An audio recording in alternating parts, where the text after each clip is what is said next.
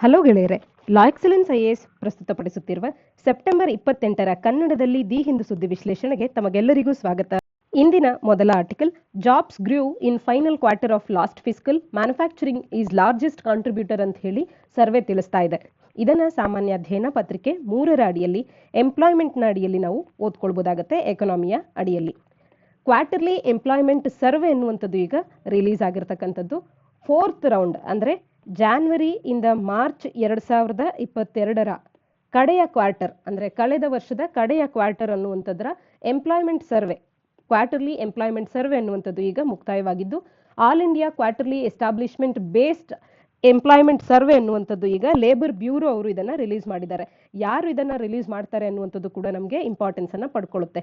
All India quarterly establishment based employment survey ಅನ್ನುವಂಥದ್ದು labour bureau ಅವರು ministry of ಲೇಬರ್ನ ಅಡಿಯಲ್ಲಿ ಇದು ರಿಲೀಸ್ ಆಗಿರ್ತಕ್ಕಂಥದ್ದು. Ministry of labour and employment, labour bureau, all India quarterly establishment based employment survey ಈಗ ಕಡೆಯ quarter of the 2022 ಅನ್ನುವಂಥದ್ದು ಈಗ ರಿಲೀಸ್ ಆಗಿದೆ. ಜಾನ್ವರಿಯಿಂದ ಮಾರ್ಚ್ 2022ರ 4th ರೌಂಡ್ ಏನಿದೆ ಅದು ರಿಲೀಸ್ ಆಗಿರ್ತಕ್ಕಂಥದ್ದು. ಇದರ ಕೀ ಫೈಂಡಿಂಗ್ಸ್ ಗಳೇನು ಅನ್ನುವಂಥದ್ದನ್ನ ಆರ್ಟಿಕಲ್ ನಲ್ಲಿ ನಮಗೆ ತಿಳಿಸ್ತಾ ಹೋಗ್ತಾರೆ. ಓವರ್ ಆಲ್ ಎಂಪ್ಲಾಯ್ಮೆಂಟ್ ನ ವಿಚಾರಕ್ಕೆ ಬಂದ್ರೆ ಟೋಟಲ್ ಆಫ್ 3.18 crore ವರ್ಕರ್ಸ್ಗಳು 5.31 lakh ಎಸ್ಟಾಬ್ಲಿಷ್ಮೆಂಟ್ಸ್ಗಳಲ್ಲಿ ಎಂಗೇಜ್ ಆಗಿದ್ದಾರೆ ತಮ್ಮ ವರ್ಕ್ಸ್ನಲ್ಲಿ ಅನ್ನುವಂಥದ್ದು. ಈ ಹಿಂದೆ ನಾವು ಕಂಪೇರ್ ಮಾಡಿದಾಗ ಥರ್ಡ್ ಕ್ವಾರ್ಟರ್ನಲ್ಲಿ ಅಂದಾಗ ಇದು 3.14 crores ಇತ್ತು. ಇಲ್ಲಿ 4 ಲಕ್ಷದಷ್ಟು ಜನ ಹೆಚ್ಚಾಗಿದ್ದಾರೆ. ಅಂದ್ರೆ ಎಂಪ್ಲಾಯ್ಮೆಂಟ್ ಅನ್ನುವಂಥದ್ದು ಹೆಚ್ಚಾಗಿರೋದನ್ನ ಇಲ್ಲಿ ನಾವು ಕಾಣ್ಬೋದಾಗುತ್ತೆ. ಇನ್ನು ಸೆಕ್ಟರ್ ವೈಸ್ ಫಿಗರ್ಸ್ ಗಳನ್ನ ನೋಡಿದಾಗ ಕೂಡ ಮ್ಯಾನುಫ್ಯಾಕ್ಚರಿಂಗ್ ಸೆಕ್ಟರ್ ನಲ್ಲಿ 38.5% ನಷ್ಟಿದ್ದಾರೆ. ಎಜುಕೇಶನ್ ಅಂತ ಬಂದಾಗ 21.7%, ಐಟಿ ಬಿಸ್ನೆಸ್ ಪ್ರೊಸೆಸಿಂಗ್ ಔಟ್ಸೋರ್ಸಿಂಗ್ ಬಿಪಿಒಗಳಲ್ಲಿ ಅಂತ ಬಂದಾಗ 12% ಆಗುತ್ತೆ. ಹೆಲ್ತ್ ಸೆಕ್ಟರ್ ನಲ್ಲಿ 10.6% ನಷ್ಟು ಸೆಕ್ಟರ್ ವೈಸ್ ಫಿಗರ್ಸ್ ಗಳನ್ನ ನಾವು ಕಾಣಬಹುದು. ಇನ್ನು ಸೈಜ್ ಆಫ್ ದಿ ಆರ್ಗನೈಸೇಷನ್ಸ್ ಅನ್ನ ನೋಡಿದಾಗ in terms of number of workers ಗಳಿಗೆ ಬಂದಾಗ 80% ಆಫ್ ದಿ ಎಸ್ಟಾಬ್ಲಿಷ್ಮೆಂಟ್ಸ್ಗಳು 10ರಿಂದ 99 ವರ್ಕರ್ಸ್ ಗಳನ್ನ ಹೊಂದಿರತಕ್ಕಂಥ ಆರ್ಗನೈಸ್ಡ್ ಸೆಕ್ಟರ್ ನಲ್ಲಿ ಬರುವಂತ ವರ್ಕರ್ಸ್ ಎಸ್ಟಾಬ್ಲಿಷ್ಮೆಂಟ್ಸ್ ಗಳಾಗಿರ್ತಕ್ಕಂಥದ್ದು. ಈ ಫಿಗರ್ ಅನ್ನುವಂಥದ್ದು ಈ ಹಿಂದೆ ಏನು 80% ಅನ್ನುವಂಥದ್ದು ಇತ್ತು, ಅದು 88%ಗೆ ಇನ್ಕ್ರೀಸ್ ಆಗಿದೆ. Establishment with 10 or more workers ಅನ್ನ ನಾವು ಕನ್ಸಿಡರ್ ಮಾಡಿದಂತ ಸಂದರ್ಭದಲ್ಲಿ ಅಬೌಟ್ 12% ಆಫ್ ದಿ ಎಸ್ಟಾಬ್ಲಿಷ್ಮೆಂಟ್ಗಳು ಈಗ 10 ಮೆಂಬರ್ಸ್ಗಿಂತಲೂ ಕೂಡ ಕಡಿಮೆ ವರ್ಕರ್ಸ್ ಗಳನ್ನ ಹೊಂದಿರೋದನ್ನ ಇವು ತಿಳಿಸಿರ್ತಕ್ಕಂಥದ್ದು. ಲೆಸ್ ದ್ಯಾನ್ 10 ಮೆಂಬರ್ಸ್ ಇರುವಂತದ್ದು ಕೇವಲ 12%, 88% ನಲ್ಲಿ 10ಕ್ಕಿಂತ ಹೆಚ್ಚು ವರ್ಕರ್ಸ್ ಗಳಿರೋದನ್ನ ನಾವು ಕಾಣಬಹುದಾಗಿದೆ. ಸೈಜ್ ಆಫ್ ದಿ ಆರ್ಗನೈಸೇಷನ್ಸ್ ಅಂತ ಹೇಳಿ ಬಂದಂತ ಸಂದರ್ಭದಲ್ಲಿ ಓನ್ಲಿ 1.4% ಆಫ್ ದಿ ಎಸ್ಟಾಬ್ಲಿಷ್ಮೆಂಟ್ಸ್ಗಳು ಅಟ್ಲೀಸ್ಟ್ 500 ವರ್ಕರ್ಸ್ಗಳು ಇದ್ದಾರೆ ಅಂತ ಹೇಳಿ ರಿಪೋರ್ಟ್ ಮಾಡಿರ್ತಕ್ಕಂಥದ್ದು. ಈ ರೀತಿಯ ಲಾರ್ಜ್ ಎಸ್ಟಾಬ್ಲಿಷ್ಮೆಂಟ್ಸ್ ಗಳನ್ನ ಮೋಸ್ಟ್ಲಿ ಐಟಿ ಅಥವಾ ಬಿಪಿಒ ಸೆಕ್ಟರ್ ನಲ್ಲಿ ಮತ್ತು ಹೆಲ್ತ್ ಸೆಕ್ಟರ್ ನಲ್ಲಿ ಮಾತ್ರವೇ ಕಾಣೋದಕ್ಕೆ ಸಾಧ್ಯ ಆಗ್ತದೆ ಹೆಚ್ಚಿನದಾಗಿ. ಇನ್ನು ಫಿಮೇಲ್ ಪಾರ್ಟಿಸಿಪೇಷನ್ ನ ವಿಚಾರಕ್ಕೆ ಬಂದ್ರೆ ಥರ್ಡ್ ಕ್ವಾರ್ಟರ್ ನಲ್ಲಿ 31.6% ಇದ್ದಂಥದ್ದು 4th ಕ್ವಾರ್ಟರ್ ನಲ್ಲಿ 31.8% ಆಗಿದೆ. ಫಿಮೇಲ್ ಪಾರ್ಟಿಸಿಪೇಷನ್ ರೇಟ್ ಕೂಡ ಇಲ್ಲಿ ಹೆಚ್ಚಾಗಿರೋದನ್ನ ನಾವು ಕಾಣಬಹುದಾಗುತ್ತೆ. ಸೆಕ್ಟರ್ ವೈಸ್ ಫಿಮೇಲ್ ಪಾರ್ಟಿಸಿಪೇಷನ್ ಅನ್ನ ನೋಡಿದಾಗ ಹೆಲ್ತ್ ನಲ್ಲಿ 52%, ಯಾಕೆಂದ್ರೆ ನರ್ಸಸ್ ಆಗಿರಬಹುದು, ಈ ರೀತಿ ಹೆಲ್ತ್ ನಲ್ಲಿ ವುಮೆನ್ ವರ್ಕರ್ಸ್ ಗಳ ಸಂಖ್ಯೆ ಹೆಚ್ಚಾಗಿರುತ್ತೆ. ಎಜುಕೇಶನ್ ನಲ್ಲಿ 44% ಅನ್ನ ನಾವು ಕಾಣಬಹುದು. ಫಿನಾನ್ಷಿಯಲ್ ಸರ್ವಿಸಸ್ ನಲ್ಲಿ 41%, ಐಟಿ ಅಥವಾ ಬಿಪಿಒ ನಲ್ಲಿ 36% ನಷ್ಟು ವುಮೆನ್ ಪಾರ್ಟಿಸಿಪೇಷನ್ ಅನ್ನ ಇಲ್ಲಿ ನಾವು ನೋಡಬಹುದಾಗುತ್ತೆ. ಫಿನಾನ್ಷಿಯಲ್ ಸರ್ವಿಸ್ ನಲ್ಲೂ ಕೂಡ ಫಿಮೇಲ್ಸ್ ಗಳು ಮೇಲ್ಸ್ ಗೆ ಆಲ್ಮೋಸ್ಟ್ ಈಕ್ವಲ್ ಆಗಿ ವರ್ಕ್ ಮಾಡ್ತಿರೋದನ್ನ ನಾವಿಲ್ಲಿ ಕಾಣಬಹುದಾಗುತ್ತೆ. ಅದರಲ್ಲೂ ಮುಖ್ಯವಾಗಿ ಸೆಲ್ಫ್ ಎಂಪ್ಲಾಯ್ಡ್ ಪರ್ಸನ್ಸ್ ಅಂತ ಬಂದಾಗ ಫಿಮೇಲ್ಸ್ ಗಳು ಫಾರ್ ಔಟ್ ನಂಬರ್ ಆಗಿ ಮಾಡ್ತಾ ಇದ್ದಾರೆ ಮೇಲ್ಸ್ ಗಳನ್ನ ಕೂಡ. ಇದು ವೆರಿ ನೋಟ್ ವರ್ದಿ ಈ ಒಂದು ರಿಪೋರ್ಟ್ ನಲ್ಲಿ ನಮಗೆ ಕಾಣಿಸ್ತಾ ಇರ್ತಕ್ಕಂಥದ್ದು. ಆರ್ಟಿಕಲ್ ನ ಹಿನ್ನೆಲೆಯಲ್ಲಿ ಈ ಒಂದು all India establishment based employment survey ಏನಿದೆ ಇದನ್ನ ನಾವು ಮಾಹಿತಿಯನ್ನ ತಿಳ್ಕೊಳ್ಳೋದೇ ಆದ್ರೆ ಇದನ್ನ ಲೇಬರ್ ಬ್ಯೂರೋದವರು ಮಾಡ್ತಾರೆ.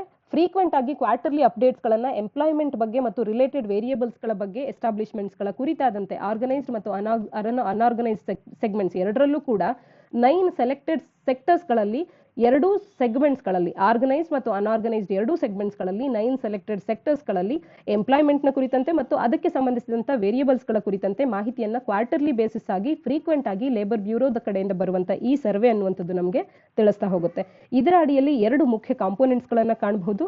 10ಕ್ಕಿಂತ ಹೆಚ್ಚು ವರ್ಕರ್ಸ್ ಗಳನ್ನ ಎಂಪ್ಲಾಯ್ ಮಾಡ್ಕೊಂಡಿರ್ತಕ್ಕಂಥ ಆರ್ಗನೈಸ್ಡ್ ಸೆಕ್ಟರ್ಸ್ ಗಳಲ್ಲಿ 9 ಡಿಫರೆಂಟ್ ಸೆಕ್ಟರ್ಸ್ ಗಳನ್ನ ಸೆಗ್ಮೆಂಟ್ ನಲ್ಲಿ ಆರ್ಗನೈಸ್ಡ್ ಸೆಗ್ಮೆಂಟ್ ನಲ್ಲಿ 9 ಡಿಫರೆಂಟ್ ಸೆಕ್ಟರ್ಸ್ ಗಳನ್ನ manufacturing, construction, trade, transport, education, health, accommodation, restaurants, IT, BPO, financial service activities, ಈ 9 ಡಿಫ್ರೆಂಟ್ ಸೆಕ್ಟರ್ಸ್ಗಳನ್ನು ಕಾಣಬಹುದು. ಮತ್ತೊಂದು ಏರಿಯಾ ಫ್ರೇಮ್ ಎಸ್ಟಾಬ್ಲಿಷ್ಮೆಂಟ್ ಸರ್ವೆ ಅಂತ ಹೇಳಿ, ಇದು ಅನ್ಆರ್ಗನೈಸ್ಡ್ ಸೆಗ್ಮೆಂಟ್ ಅನ್ನ ಕವರ್ ಮಾಡುತ್ತೆ.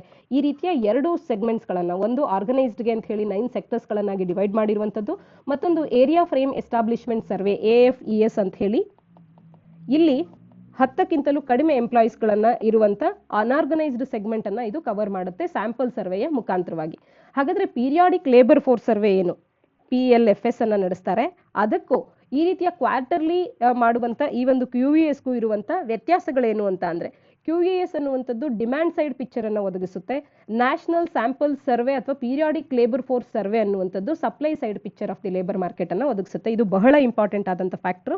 ಈ ಒಂದು ಕ್ವಾರ್ಟರ್ಲಿ ಎಸ್ಟಾಬ್ಲಿಷ್ಮೆಂಟ್ ಏನು ಈ ಒಂದು ಸರ್ವೆಯನ್ನು ನೀಡ್ತಾ ಇದ್ದಾರೆ, ಈ ಸರ್ವೆ ಅನ್ನುವಂಥದ್ದು ನಮಗೆ ಡಿಮ್ಯಾಂಡ್ ಸೈಡ್ ಪಿಕ್ಚರ್ ಅನ್ನು ಒದಗಿಸುತ್ತೆ. ಸಪ್ಲೈ ಸೈಡ್ ಪಿಕ್ಚರ್ ಅನ್ನ ಪೀರಿಯಾಡಿಕ್ ಲೇಬರ್ ಫೋರ್ಸ್ ಸರ್ವೆ ಅನ್ನುವಂಥದ್ದು ಒದಗಿಸುತ್ತೆ.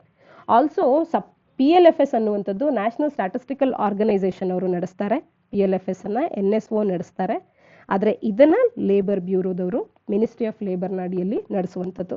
ಈ NSO ministry of statistics and programme implementation ಅಡಿಯಲ್ಲಿ NSO ಅನ್ನುವಂಥದ್ದು, PLFS ಅನ್ನುವಂಥದ್ದು ನಡೆಯುತ್ತೆ. ಈ ರೀತಿ ಯಾವುದೇ ಸರ್ವೆಗಳು ಬಂದಾಗ ಯಾರು ಅದನ್ನ ರಿಲೀಸ್ ಮಾಡ್ತಾರೆ, ಅಥವಾ ಒಂದೇ ವಿಷಯಕ್ಕೆ ಸಂಬಂಧಿಸಿದಂತ 2-3 ರೀತಿಯ ಸರ್ವೆಗಳಿದ್ದಾಗ ಅದರಲ್ಲಿರ್ತಕ್ಕಂಥ ಬೇಸಿಕ್ ಡಿಫ್ರೆನ್ಸಸ್ ಏನು, ಸಾಮ್ಯತೆಗಳೇನು, ಎರಡೂ ಕೂಡ ನಮಗೆ ತಿಳಿದಿರಬೇಕಾಗತ್ತೆ.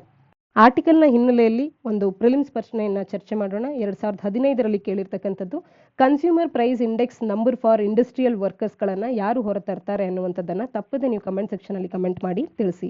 ಮುಂದಿನ article, government app to capture data on ground water levels ಅನ್ನುವಂಥದ್ದು ಸಾಮಾನ್ಯ ಅಧ್ಯಯನ ಪತ್ರಿಕೆ 2 ಮತ್ತು 3ರ ಅಡಿಯಲ್ಲಿ conservation, water resources, irrigation, government policies and interventions ಅನ್ನುವಂಥ ಪಠ್ಯಕ್ರಮದ ಅಡಿಯಲ್ಲಿ ಓದ್ಕೊಳ್ಬಹುದಾಗುತ್ತೆ.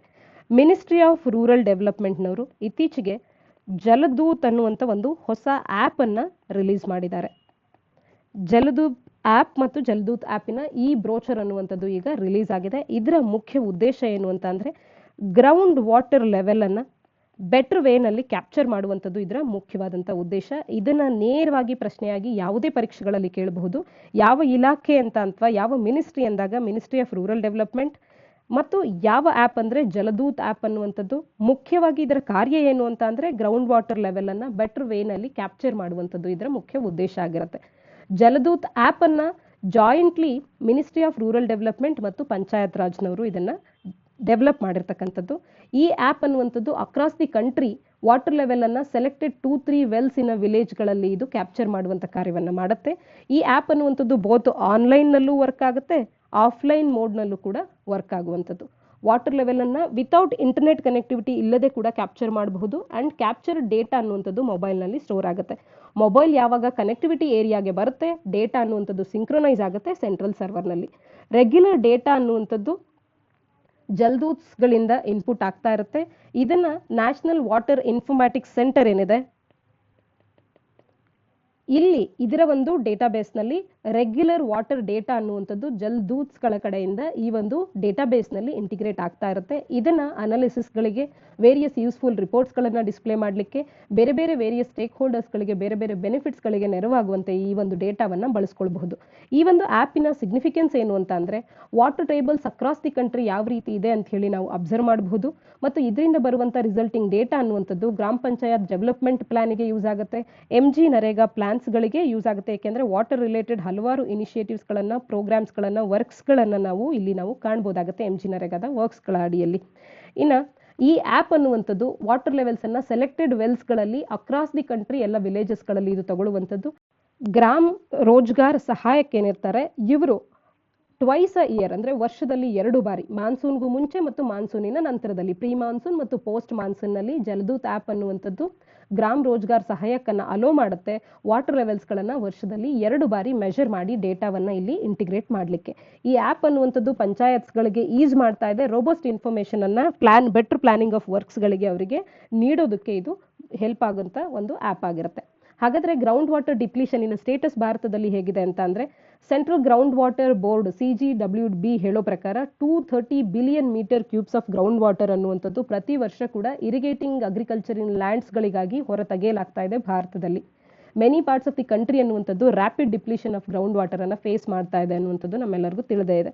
ಇನ್ನು total estimated ground water depletion ಅನ್ನ ಭಾರತದಲ್ಲಿ ನೋಡಿದ್ರೆ 122 ಇಂದ 199 ಬಿಲಿಯನ್ ಕ್ಯೂಬಿಕ್ ಮೀಟರ್ಸ್ಗಳಾಗಿರ್ತಕ್ಕಂಥದ್ದು, ಬಿಲಿಯನ್ ಮೀಟರ್ ಕ್ಯೂಬ್ಸ್ಗಳಾಗಿರ್ತಕ್ಕಂಥದ್ದು. 89% ಆಫ್ ದಿ ಗ್ರೌಂಡ್ ವಾಟರ್ ಏನು ಎಕ್ಸ್ಟ್ರಾಕ್ಟ್ ಆಗ್ತಾ ಇದೆ ಅದನ್ನು ಮುಖ್ಯವಾಗಿ ಇರಿಗೇಷನ್ಗೆ ಅಂತಾನೆ 89% ಅನ್ನ ಬಳಸಲಾಗ್ತಾ ಇರ್ತಕ್ಕಂಥದ್ದು. ಹೈಯೆಸ್ಟ್ ಕ್ಯಾಟಗರಿ ಯೂಸರ್ ಏನು ಕಂಟ್ರಿಯಲ್ಲಿ ಗ್ರೌಂಡ್ ವಾಟರ್ದು ಅಂದರೆ ಇರಿಗೇಷನ್ ಅನ್ನುವಂಥದ್ದು. ನಂತರದಲ್ಲಿ ಗ್ರೌಂಡ್ ವಾಟರನ್ನು ಡೊಮೆಸ್ಟಿಕ್ ಪರ್ಪಸ್ಸಿಗಾಗಿ ಕೂಡ ಎಕ್ಸ್ಟ್ರಾಕ್ಟ್ ಮಾಡಲಾಗ್ತಾ ಇದೆ. 9% ಅಷ್ಟು ಡೊಮೆಸ್ಟಿಕ್ ಯೂಸೇಜನ್ನು ನೋಡಬಹುದು. ನಂತರ ಇಂಡಸ್ಟ್ರಿಯಲ್ ಯೂಸಿಗೆ 2% ಬಳಕೆ ಆಗುವಂಥದ್ದು. 50% ಆಫ್ ದಿ ಅರ್ಬನ್ ವಾಟರ್ ರಿಕ್ವೈರ್ಮೆಂಟ್ಸ್ಗಳು ಮತ್ತು 85% of the rural domestic water ರಿಕ್ವೈರ್ಮೆಂಟ್ಸ್ಗಳನ್ನು ಗ್ರೌಂಡ್ ವಾಟರ್ನಿಂದನೇ ಫುಲ್ಫಿಲ್ ಮಾಡ್ತಾ ಇರ್ತಕ್ಕಂಥದ್ದು. ಹಾಗಾದರೆ ಈ ರೀತಿ ಗ್ರೌಂಡ್ ವಾಟರ್ ಲೆವೆಲ್ ಡಿಪ್ಲೀಷನ್ ಆಗೋದಕ್ಕೆ ಕಾರಣಗಳೇನು ಅಂತಂದರೆ, ಒಂದು ಗ್ರೀನ್ ರೆವಲ್ಯೂಷನ್ ಅಂತ ಅನ್ಬಹುದು, ಸಬ್ಸಿಡೀಸ್ಗಳನ್ನು ಎಲೆಕ್ಟ್ರಿಸಿಟಿಗೆ ಮತ್ತು ಹೈ MSP ಅನ್ನು ವಾಟರ್ ಇನ್ಟೆನ್ಸಿವ್ ಕ್ರಾಪ್ಸ್ಗಳಿಗೂ ಕೂಡ ನೀಡ್ತಾ ಇರ್ತಕ್ಕಂಥದ್ದು ಇದಕ್ಕೆ ಕಾರಣ ಆಗಿರಬಹುದು. ಮತ್ತು ಇಂಡಸ್ಟ್ರೀಸ್ಗಳ ರಿಕ್ವೈರ್ಮೆಂಟ್ಗೆ ಅಂತ ಹೇಳಿ ಹೆಚ್ಚಿನ ಗ್ರೌಂಡ್ ವಾಟರ್ನ ಡಿಪ್ಲೀಟ್ ಮಾಡ್ತಿರ್ತಕ್ಕಂಥದ್ದು. ಇನ್ಅಡಿಕ್ವೇಟ್ ರೆಗ್ಯುಲೇಷನ್ ಇದೆ, ಗ್ರೌಂಡ್ ವಾಟರ್ ರಿಸೋರ್ಸಸ್ಗಳನ್ನು ಎಕ್ಸಾಸ್ಟ್ ಮಾಡ್ತಿರುವಂಥದ್ರ ಮೇಲೆ ಇನ್ಅಡಿಕ್ವೇಟ್ ರೆಗ್ಯುಲೇಷನ್ ಇದೆ, ಪೆನಾಲ್ಟಿ ಕೂಡ ಸರಿಯಾದ ರೀತಿಯಲ್ಲಿ ಇಲ್ಲದೆ ಇರತಕ್ಕಂಥದ್ದು. ಮತ್ತು ಫೆಡ್ರಲ್ ಇಶ್ಯೂ ಕೂಡ ಇಲ್ಲಿ ನಾವು ಕಾಣ್ಬೋದು. ಯಾಕೆಂತಂದರೆ ವಾಟರ್ ಅನ್ನುವಂಥದ್ದು ಸ್ಟೇಟ್ ಲಿಸ್ಟ್ನಲ್ಲಿ ಬರುವಂಥ ಒಂದು ಸಬ್ಜೆಕ್ಟ್ ಆಗಿದ್ದು ಇದೊಂದು ಫೆಡ್ರಲ್ ಇಶ್ಯೂ ಕೂಡ ಆಗಿ ಕಾಣಿಸ್ತಾ ಇದೆ. ಹಾಗಾದರೆ ವಾಟರನ್ನು ಗ್ರೌಂಡ್ ವಾಟರ್ ಡಿಪ್ಲೀಷನ್ ಆಗದೆ ಇರುವಂತೆ ನೋಡ್ಕೊಳ್ಳಿಕ್ಕೆ ವಾಟರ್ ರಿಲೇಟೆಡ್ ಇನಿಷಿಯೇಟಿವ್ಸ್ಗಳನ್ನು ಏನೆಲ್ಲ ಸರ್ಕಾರ ತಗೊಂಡಿದೆ ಅಂತ ಅಂದರೆ, ಅಟಲ್ ಭೂಜಲ್ ಯೋಜನಾ ಆಗಿರ್ಬೋದು, ಜಲಶಕ್ತಿ ಅಭಿಯಾನ ಆಗಿರ್ಬೋದು, aquifer mapping and management programme ಆಗಿರ್ಬೋದು, Atal mission for rejuvenation and urban transformation Amrut mission ಆಗಿರ್ಬೋದು, Pradhan Mantri Krishi Sinchayee Yojana watershed development component ಆಗಿರ್ಬೋದು, ಮಿಷನ್ ಕಾಕತೀಯ ಅಂತ ಹೇಳಿ ತೆಲಂಗಾಣದವರು ತಂದಿರತಕ್ಕಂಥದ್ದಾಗಿರ್ಬೋದು. ಈ ಎಲ್ಲ ಯೋಜನೆಗಳು ವಾಟರ್ ಲೆವೆಲ್ಸ್ಗಳನ್ನು ಬೆಟರ್ ಮಾಡಲಿಕ್ಕೆ ವಾಟರ್ ರಿಲೇಟೆಡ್ ಆಗಿ ಗೌರ್ಮೆಂಟ್ ತಗೊಂಡಿರ್ತಕ್ಕಂಥ ಇನಿಷಿಯೇಟಿವ್ಸ್ಗಳಾಗಿದೆ. ಆರ್ಟಿಫಿಷಿಯಲ್ ಆಗಿ ಗ್ರೌಂಡ್ ವಾಟರನ್ನು ರೀಚಾರ್ಜ್ ಮಾಡೋದ್ರ ಕಡೆ ಗಮನವನ್ನು ಹರಿಸಬೇಕು. ಗ್ರೌಂಡ್ ವಾಟರ್ ಮ್ಯಾನೇಜ್ಮೆಂಟ್ ಪ್ಲಾಂಟ್ಸ್ಗಳನ್ನು ನಾವು ಇನ್ಸ್ಟಾಲ್ ಮಾಡಬೇಕಾಗತ್ತೆ. ಈ ಎಲ್ಲದರ ಮುಖಾಂತರವಾಗಿ ಗ್ರೌಂಡ್ ವಾಟರ್ ಲೆವೆಲ್ಸ್ಗಳನ್ನು ನಾವು ಇನ್ಕ್ರೀಸ್ ಮಾಡಬಹುದಾಗುತ್ತೆ. ಮುಂದಿನ article, at state funeral in Tokyo Modi recalls Abe's vision for a free open Indo Pacific ಅನ್ನುವಂಥದ್ದು. ಇದು ಎರಡು ರಾಷ್ಟ್ರಗಳ ನಡುವೆ ಸ್ಟ್ರೆಂಥನ್ ಮಾಡುವಂಥ ಒಂದು ಆರ್ಟಿಕಲ್ಗೆ ಸಂಬಂಧಪಟ್ಟಂಥದ್ದು. IR ಅಡಿಯಲ್ಲಿ ಓದ್ಕೊಳ್ಬಹುದು, ಪ್ರಿಲಿಮ್ಸ್ಗೆ ಕೂಡ ಇಂಪಾರ್ಟೆನ್ಸ್ ಅನ್ನು ಪಡ್ಕೊಳ್ಳುತ್ತೆ.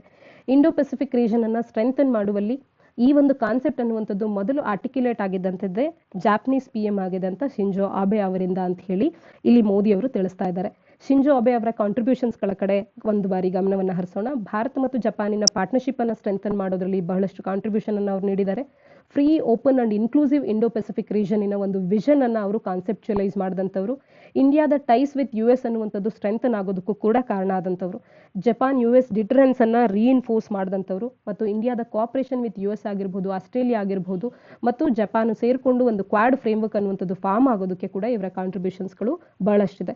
ಜಾಪನೀಸ್ ಫಾರಿನ್ ಪಾಲಿಸಿಗೆ ಇನ್ನೆಲ್ಲ ಕಾಂಟ್ರಿಬ್ಯೂಷನ್ಸ್ಗಳನ್ನು ಮಾಡಿದ್ದಾರೆ ಅಂತಂದರೆ, ಮೇಜರ್ ಕಾಂಟ್ರಿಬ್ಯೂಷನ್ಸ್ ಬೈ ಶಿಂಜೋ ಅಬೆಯನ್ನು ನೋಡಿದಾಗ ಏಷ್ಯನ್ ಲೆಡ್ ಫೋರಮ್ಸ್ ಆಗಿರ್ಬೋದು, ಕ್ವಾಡ್ ಆಗಿರ್ಬೋದು, ಇಂಡೋ ಪೆಸಿಫಿಕ್ ಓಷನ್ಸ್ ಇನಿಷಿಯೇಟಿವ್ ಆಗಿರ್ಬೋದು, coalition for disaster resilient infrastructure ಆಗಿರ್ಬೋದು, ಏಷ್ಯಾ ಆಫ್ರಿಕಾ ಗ್ರೋತ್ ಕಾರಿಡಾರ್ ಆಗಿರ್ಬೋದು, ಹೀಗೆ ಹಲವಾರು ಒಂದು ಇನಿಷಿಯೇಟಿವ್ಸ್ಗಳನ್ನು ಅವರು ತರೋ ಮುಖಾಂತರವಾಗಿ ಬಹಳ ಫೇಮಸ್ ಕೂಡ ಆಗಿದ್ರು. ಅವರ ಒಂದು ಫ್ಯೂನರಲ್ನ ಸಂದರ್ಭದಲ್ಲಿ ಇಲ್ಲಿ ಮೋದಿ ಅವರು ಇಲ್ಲಿ ಮಾತನಾಡಿರ್ತಕ್ಕಂಥದ್ದು ಅವರ ಒಂದು ಕಾಂಟ್ರಿಬ್ಯೂಷನ್ಸ್ಗಳ ಬಗ್ಗೆ. ಇಂದಿನ ಒಂದು ಎಡಿಟೋರಿಯಲ್ ಅನ್ನ ಚರ್ಚೆ ಮಾಡೋಣ. ಎನರ್ಜೈಸಿಂಗ್ ಇಂಡಿಯಾ ನೇಪಾಲ್ ಟೈಸ್ ಅನ್ನುವಂಥದ್ದು ಸಾಮಾನ್ಯ ಅಧ್ಯಯನ ಪತ್ರಿಕೆ 2ರ ಅಡಿಯಲ್ಲಿ bilateral, regional and global groupings involving India and affecting India's interest ಅನ್ನುವಂಥ ಪಠ್ಯಕ್ರಮದ ಅಡಿಯಲ್ಲಿ ಓದ್ಕೊಳ್ಬಹುದಾಗುತ್ತೆ. ಇನ್ವೆಸ್ಟ್ಮೆಂಟ್ ಬೋರ್ಡ್ ನೇಪಾಳ ಅನ್ನುವಂಥದ್ದು ಒಂದು MOU ಅನ್ನ ಭಾರತದ national hydro electric power corporation NHPC ಒಟ್ಟಿಗೆ ಸಹಿ ಹಾಕಿರ್ತಕ್ಕಂಥದ್ದು. ಇದಕ್ಕೆ ಯಾತಕ್ಕೆ ಅಂತಂದರೆ, ವೆಸ್ಟ್ ಸೇಟಿ ಮತ್ತು Seti ರಿವರಿನ SR6 ಪ್ರಾಜೆಕ್ಟ್ಸ್ಗಳಿಗಾಗಿ total 1200 ಮೆಗಾವ್ಯಾಟ್ಸ್ಗಳಿಗೆ ಸಂಬಂಧಿಸಿದಂಥ project ಇದಾಗಿರ್ತಕ್ಕಂಥದ್ದು. West Seti dam ಆಗಿರ್ಬೋದು, ಅದರ ಬಗೆಗೆ ಈಗಾಗಲೇ ನಾವು ಹಲವಾರು ಬಾರಿ ಚರ್ಚೆ ಮಾಡಿರ್ತಕ್ಕಂಥದ್ದು. ಕೆಲವೊಂದು ಈ ಒಂದು ಪ್ರಾಜೆಕ್ಟ್ಗೆ ಸಂಬಂಧಿಸಿದಂತೆ ಬ್ಯಾಕ್ಗ್ರೌಂಡನ್ನು ನೋಡೋದೇ ಆದರೆ, ಚೈನಾ ಅನ್ನುವಂಥದ್ದು ಈ ಒಂದು ಪ್ರಾಜೆಕ್ಟನ್ನು ಸಹಿ ಹಾಕುವಂಥ ಕಾರ್ಯಕ್ಕೆ ಮುಂದಾಗಿತ್ತು. ಆದರೆ ಚೈನಾ ಇದರಿಂದ ವಿಡ್ರ್ಯೂ ಆಗಿದೆ. ಚೈನಾ ಇಲ್ಲಿ ರೀಸೆಟಲ್ಮೆಂಟ್ ಮತ್ತು ರಿಹ್ಯಾಬಿಲಿಟೇಷನ್ ಇಶ್ಯೂಸ್ಗಳನ್ನು ಫೇಸ್ ಮಾಡುವಂಥ ವಿಚಾರವಾಗಿ 2018ರಲ್ಲಿ ಇದರಿಂದ ವಾಪಸ್ ಹಿನ್ನಡೆಯನ್ನು ಅಥವಾ ವಿಡ್ರ್ಯೂ ಮಾಡ್ಕೊಂಡದನ್ನು ಕಾಣಬಹುದಾಗುತ್ತೆ. ಭಾರತ ಮತ್ತು ನೇಪಾಳಿನ ನಡುವಿನ ಅದರ್ ಪ್ರಾಜೆಕ್ಟ್ಸ್ಗಳನ್ನು ನೋಡೋದೇ ಆದರೆ, ಮಹಾಕಾಳಿ ಟ್ರೀಟಿಯನ್ನು ಎರಡು ರಾಷ್ಟ್ರಗಳು ಹೊಂದಿರತಕ್ಕಂಥದ್ದು. 6480 ಮೆಗಾವ್ಯಾಟ್ಸ್ಗಳಷ್ಟು ಪವರ್ ಜನರೇಷನ್ಗೆ ಇದು ಹೆಲ್ಪ್ ಆಗುತ್ತೆ. ಅಪ್ಪರ್ ಕರ್ನಾಲಿ ಪ್ರಾಜೆಕ್ಟ್ ಆಗಿರಬಹುದು, ಇನ್ನು ಅರುಣ್ 3 ಪ್ರಾಜೆಕ್ಟ್ಸ್ಗಳಾಗಿರ್ಬೋದು. ಹಾಗಾದರೆ ಈ ಒಂದು ವೆಸ್ಟ್ ಸೈಟಿ ಪ್ರಾಜೆಕ್ಟಿನ SR6 ಪ್ರಾಜೆಕ್ಟಿನ ಬೆನಿಫಿಟ್ಸ್ಗಳೇನು ಅಂತ ಅಂದರೆ, Jio political influence of China ಅನ್ನುವಂಥದ್ದು ಬೆಳೀತಾ ಇದೆ. ಈ ಸಂದರ್ಭದಲ್ಲಿ ಚೈನಾ ಹಿಂತೆಗೆದುಕೊಂಡಿರ್ತಕ್ಕಂಥ ಒಂದು ಪ್ರಾಜೆಕ್ಟ್ನಲ್ಲಿ ಭಾರತ ಕಾರ್ಯ ಮಾಡೋದ್ರಿಂದ ಭಾರತಕ್ಕೆ ಬೆಟರ್ ಅಡ್ವಾಂಟೇಜಸ್ಗಳನ್ನು ನಾವು ಕಾಣಬಹುದು. ಕ್ರಾಸ್ ಬಾರ್ಡರ್ ಎಕ್ಸ್ಚೇಂಜಸ್ ಅನ್ನುವಂಥದ್ದು 2 ಕಂಟ್ರೀಸ್ಗಳಲ್ಲಿ ಇನ್ನಷ್ಟು ಎನ್ಹಾನ್ಸ್ ಆಗುವಂಥ ಒಂದು ಪೊಟೆನ್ಷಿಯಲ್ ಇದೆ. ಅದನ್ನು ನಾವು ಇಲ್ಲಿಂದ ಎಕ್ಸ್ಟ್ರಾಕ್ಟ್ ಮಾಡಬಹುದಾಗುತ್ತೆ. ಗ್ರೋಯಿಂಗ್ ಎನರ್ಜಿ ಡಿಮ್ಯಾಂಡ್ ಅನ್ನ ನಾವು ಮೀಟ್ ಮಾಡೋದಕ್ಕೆ ಇದೊಂದು ಆಲ್ಟರ್ನೇಟಿವ್ ಆಗಿ ಕೂಡ ನಮಗೆ ಆಡೆಡ್ ಆಲ್ಟರ್ನೇಟಿವ್ ಆಗಿ ಕಾಣಿಸ್ಕೊಳ್ಳುತ್ತೆ. ಹಾಗಾದ್ರೆ ಏನೆಲ್ಲ ಸ್ಟೆಪ್ಸ್ಗಳನ್ನು ತಗೊಳ್ಬೇಕು ಇದರ ಸಕ್ಸಸ್ಸಿಗೆ ಅಂತ ಅಂದ್ರೆ ಇನ್ವೆಸ್ಟ್ಮೆಂಟ್ ರಿಲೇಟೆಡ್ ಕನ್ಸ್ಟೆಂಟ್ಸ್ ಏನಿದೆ ಅದರ ಕಡೆಗೆ ನಾವು ವರ್ಕ್ ಮಾಡಬೇಕಾಗುತ್ತೆ. ನೇಪಾಳದ ಕನ್ಸರ್ನ್ ಏನಿದೆ ಎಲೆಕ್ಟ್ರಿಸಿಟಿ ರೇಟ್ಸ್ಗಳ ಬಗ್ಗೆ ಮತ್ತು ಭಾರತದಿಂದ ಎಲೆಕ್ಟ್ರಿಸಿಟಿ ಸಪ್ಲೈಸ್ಗಳ ಕುರಿತಂತೆ ಅವುಗಳನ್ನು ನಾವು ಇತ್ಯರ್ಥ ಮಾಡಬೇಕಾಗುತ್ತೆ. ಡೊಮೆಸ್ಟಿಕ್ ಡಿಮ್ಯಾಂಡ್ ಅನ್ನ ಕಡೆಗೆ ಗಮನ ಹರಿಸಿ ಅದನ್ನ ಫುಲ್ಫಿಲ್ ಮಾಡೋದನ್ನ ಕೂಡ ನಾವು ಗಮನ ಹರಿಸಬೇಕು. BBIN energy cooperation the project ಅನ್ನುವಂಥದ್ದು ಅದರ್ ರೀಜನಲ್ ಪಾರ್ಟ್ನರ್ಸ್ಗಳಾದಂಥ ಬಾಂಗ್ಲಾದೇಶ್, ಭೂತಾನ್, ಇಂಡಿಯಾ, ನೇಪಾಳ್ ಫ್ರೇಮ್ವರ್ಕ್ ಏನಿದೆ ಈ ರೀತಿ ಕ್ರಾಸ್ ಬಾರ್ಡರ್ ಎನರ್ಜಿ ಕೋಆಪರೇಷನ್ ರೀತಿಯಾಗಿ ಕೂಡ ಇದನ್ನು ನಾವು ಎಕ್ಸ್ಟೆಂಡ್ ಮಾಡಬಹುದಾಗುತ್ತೆ. ಇದೆಲ್ಲ ಮಾಹಿತಿಯನ್ನ ಎಕ್ಸಾಮ್ ಪರ್ಸ್ಪೆಕ್ಟಿವ್ನಲ್ಲಿ ಆರ್ಟಿಕಲ್ನ ಹಿನ್ನೆಲೆಯಲ್ಲಿ ನಾವು ತಿಳ್ಕೊಳ್ಬಹುದು. ಇಂದಿನ ಮತ್ತೊಂದು ಎಡಿಟೋರಿಯಲ್ ಅನ್ನ ಚರ್ಚೆ ಮಾಡೋಣ. The lack of quality engineering education ಅನ್ನುವಂಥದ್ದು ಸಾಮಾನ್ಯ ಅಧ್ಯಯನ ಪತ್ರಿಕೆ 2ರ ಅಡಿಯಲ್ಲಿ ಎಜುಕೇಶನ್ ರಿಲೇಟೆಡ್ ಆಗಿ ಇದನ್ನು ನಾವು ಓದ್ಕೊಳ್ಬಹುದಾಗುತ್ತೆ. Issues related to the development of the social sector involving education ಅನ್ನುವಂಥ ಪಠ್ಯಕ್ರಮದ ಅಡಿಯಲ್ಲಿ ಯೂನಿಯನ್ ಮಿನಿಸ್ಟ್ರಿ ಆಫ್ ಎಜುಕೇಶನ್ ಅನ್ನುವಂಥದ್ದು ಇಲ್ಲಿ ನಾವು ಅಬ್ಸರ್ವ್ ಮಾಡಬೇಕು. ಹಿಂದೆ ಇದನ್ನ HRD ಮಿನಿಸ್ಟ್ರಿ ಅಂತ ಹೇಳಿ ಹ್ಯೂಮನ್ ರಿಸೋರ್ಸ್ ಡೆವಲಪ್ಮೆಂಟ್ನ ಅಡಿಯಲ್ಲಿ ಮಿನಿಸ್ಟ್ರಿ ಆಫ್ ಹ್ಯೂಮನ್ ರಿಸೋರ್ಸ್ನ ಅಡಿಯಲ್ಲಿ ಕಾಣಬಹುದಾಗಿತ್ತು. ಈಗ ಇದು ಯೂನಿಯನ್ ಮಿನಿಸ್ಟ್ರಿ ಆಫ್ ಎಜುಕೇಶನ್ ಅಂತ ಹೇಳಿ ಹೆಸರು ಮರುನಾಮಕರಣಗೊಂಡಿರ್ತಕ್ಕಂಥದ್ದು.